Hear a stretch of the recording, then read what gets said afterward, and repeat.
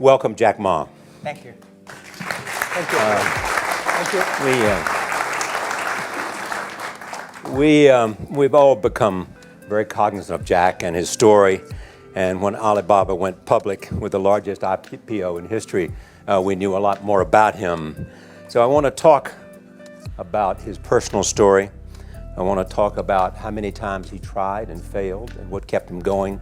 I want to talk about where he is today and how he got here, and where he is going and how he expects to get there. And if he gets there, what will it all mean for him and for the people that he wants to inspire? So I begin with this question though, Jack. Why are you back at Davos? It's a long break for 7 years. I think my last trip here was year 2008. But I was coming for year 2001 for the Young Global Leader for Tomorrow. And remember, I never heard about the Davos when I came.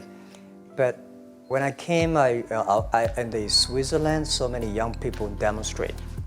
It was such a horrible scene that I was, and I asked them, why did they do it? They say, anti-globalization.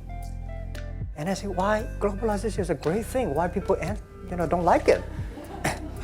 And then we come all the way for 2 hours here. There's a machine gun. There's people checking. I say, oh God, is that a forum or is that prison? We're gonna go. Is that? But when I joined the forum as the Young Global Leader, I was thrilled by so many ideas. For the first 3-4 years, I learned what does the globalization mean. What does the corporate citizenship mean? What about social responsibility mean? And all these new ideas, and I see so many great leaders talking about leadership, and I benefit a lot. And the year 2008 and 9, when the financial crisis came, I think it's better go back to work, because we can never win the world by talking. So go back, spend 7 years. Now I come back, I think it's time to do something return, because I learned so much. Let's talk 12 years ago. So why I should not talking to the young global leader of today, sharing with them how we've gone through. Okay. So that was the thing. Let's start with where you are today. Just how big is Alibaba? How many people come every day? How many people come in a week? How fast is it growing? Yeah, we have over 100 million buyers visiting our site, shopping our site every day. And we created 100 million every day. We created 14 million jobs for China, directly and indirectly. And we grow from 18 people to 30,000 people, 18 people in my apartment, to now we have 4 big campus. Compared to 15 years ago, we were big, but compared to 15 years later, we're still a baby. And how big will you be 15 years from now? I think 15 years ago, I told my team that in the past 15 years, we grow from nothing to this size. And 15 years later, I want people to know about Alibaba, know Taobao, because it's already everywhere. I want 15 years ago when we talk about what is e-commerce, why small business can using this e-commerce, this internet, can do business across the nation. And I hope 15 years later, people forget about e-commerce because they think it's like electricity. Nobody thinks it's a high tech today. Now, this is something that I don't want 15 years later. We still walk on the street talking about why and how e-commerce can help people. Talk about the IPO. Did it exceed your expectations? Well, it's a pretty small IPO, 250. Yes. Yeah. The largest IPO in the history of Wall Street. We raised. And number 2 was a Chinese bank. Thank you. I remember year 2001. We went to raise some 5 million, 3 million venture capitalist dollars in the USA, and got rejected. And I say we come back raising a little bit more. But I think, what we think more about is for $25 billion, how we can spend the money efficiently, because this is not the money, this is the trust from the world, the trust from those people. They want you to do better jobs, to help more people. They want to have a good return. So I think gives me more pressure, because when our market cap is bigger than IBM, for a certain day we're bigger than Walmart. We're one of the top 10, 15 largest market cap company in the world. I told my team and myself, is that true? We're not that good. Because years ago, people say, Alibaba model is terrible. Does not make money, have this and that, all the big bad things, because Amazon is better, eBay is better, Google is better, and there's no such model like Alibaba in the USA. So I told myself and people, we were better than people thought.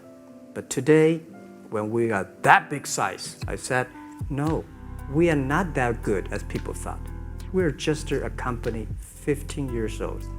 Average age is 27, 28 years old, young people.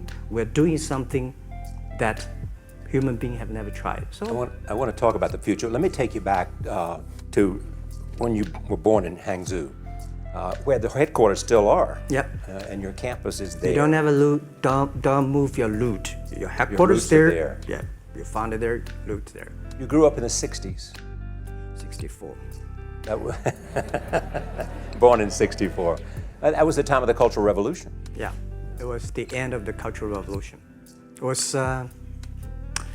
well, my grandfather was a tiny landlord, was considered, after liberation, was considered to be a bad guy. So I know how tough it was when I was a kid. You tried to get into 3 colleges. Each time they rejected you. No, I tried. There is an examination that young people, if you want to go to university, you have to take the examinations. So I failed 3 times. Right. But a lot of fail. I failed for funny things that I failed a key primary school test for 2 times. And I failed 3 times for the middle schools. And you will never believe in Hangzhou, my city, there's only 1 middle school that lasts only 1 year. It was changed from primary school to middle school because our graduates of our school, no middle school accept us because we were too bad. Yeah. They would become a middle school. What effect did it have, though, being rejected? Well, I think we have to get used to it. We're not that good. Even today, we still have a lot of people reject us. I think when I graduated from universities, and before I, for 3 years I tried to fill in the universities. So I applied jobs for 30 times, got rejected. I went for a police, they said, no, you're not good.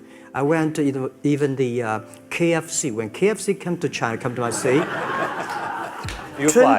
24 people went for the job. 23 people were accepted. I was the only one guy. And we went for police. 5 people, 4 of them accepted. I was the only guy that did not receive it. So to me, being turned down, rejected. Oh, by the way, I told you that I applied for Harvard for 10 times, rejected. I know I'll be rejected. I just don't want to say that. They're sorry now. 10 times you wrote them and said, I'd like to come to Harvard. Yeah. And then I told myself, someday I should go teach there, baby. I think that can be arranged. Richard Nixon came to Hangzhou. Yeah. And after that, tourists flooded the place. Yeah. And that's how you learned English. Yeah. I really like I don't know why, at 12, 13 years old, that time I suddenly fell in love into the language, the English. And there's no place you can learn English at that time. There's no books, English books. So I went to the Hangzhou Hotel, now called Hangzhou Shangri-La Hotel, because that was the hotel can receive the foreign visitors. So every morning for 9 years, I showed them around as a free guide, and they taught me English. And I think that changed me. Today, I'm a 100% made in China. I've never got a one-day train outside China. Yeah. And when people talk to me, say, Jack, how can you speak English like that? Why sometimes you talk like an Western guys?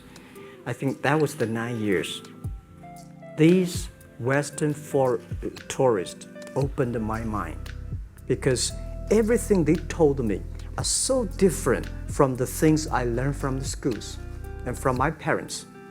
So now I have a habit. Whatever I see, whatever I read, I use my mind. Think about for 2 minutes. Is that how Ma Jun became Jack Ma? Actually, Jack, the name was given by a lady in tennis. She's a tourist. She came here and she said, came to Hangzhou. We become a pen friends. Ma Ring is so difficult to pronounce. So she said, do you have an English name? I said, don't. So can you give me an English name? She said, okay. She said, my father called it Jack. My husband called Jack. What do you think about Jack? I said, good. So I've been using that for that many years. Yeah. First visit to America was 1995? 1995, yeah. I come here for a project helping the local